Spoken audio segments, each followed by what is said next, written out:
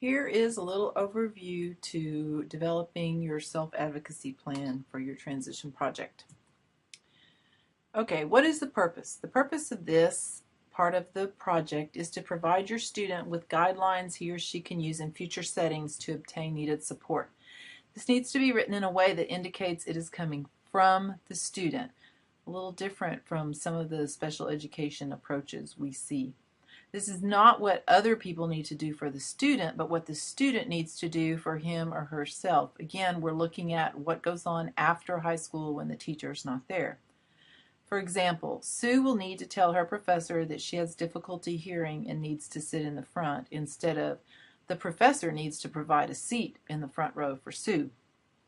Students will need to know themselves and be able to work with others in a variety of settings after leaving high school. This is a plan to get them thinking about this and what they need to know about themselves and what they need to be able to state to others to ensure they avoid misunderstandings and facilitate a successful transition. We're going to look at Sam in our example. So here's a picture of Sam. So how do we get the information that we need to develop this? You may already have it from the transition assessments you've already given. There is a self-advocacy, self-determined questionnaire on eLearning, and you can also use this to get more information. It's nice to start with a little introduction to this section of the paper that summarizes the post-secondary environments your student will be pursuing. This may seem repetitive, but all reports tend to be repetitive in this way. So just be brief and state what you need to know to understand the plan. Here's an example. Sam's most pressing problem in school is a lack of motivation. He is unsure about what work he wants to pursue after high school. Sam has a learning disability in math and is in co-teach Algebra 2. Sam also procrastinates and has a basic lack of organization skill. He forgets when things are due, loses assignment directions, and forgets to turn in assignments. He is doing poorly in school and is in danger of not graduating. Sam plans to attend Blinn after graduating and obtain a part-time job. He'll be living independently with a roommate.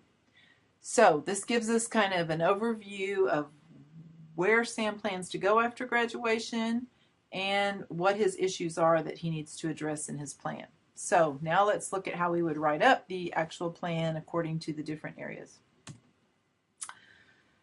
In terms of post-secondary education, ask yourself these questions to give you guidance. What does the student need in the classroom? Is it preferential seating, notes, extended time? Those are the most common ones, but anything else in order to be successful?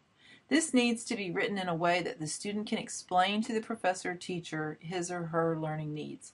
Also consider studying in terms of metacognition. How does the student learn best? What does the student need to do for him or herself to make sure he or she is successful in school? Here's what Sam will need in terms of post-secondary education. Sam will need to register with Disability Services and provide documentation of his disability. Sam will need to be able to explain to the disability counselor the supports he needs to do the required work in his math classes. He will need to keep a planner and write assignments down. He will enter reminders on his phone about turning in assignments and due dates. He will plan his week by looking at his planner and building in time to complete assignments and enter reminders in his phone. In math classes, Sam will explain his disability and accommodations to his professor. He will ask to sit in the front and if needed will attend tutorials. He will ask the professor for help if he doesn't understand a concept. He will take math classes during a long semester so that he has time to process what he is learning. In employment, consider what does the student need to tell an employer and or coworkers. This might include medical needs, or it could be that the student needs to tell a coworker to provide them with prompts when they are first learning a task. For Sam, Sam will need to be able to schedule work hours such that he has time to complete school assignments. He will enter his schedule into his planner each week to make sure he keeps track of his work schedule. Sam will look for a job that is low stress so that he does not become frustrated.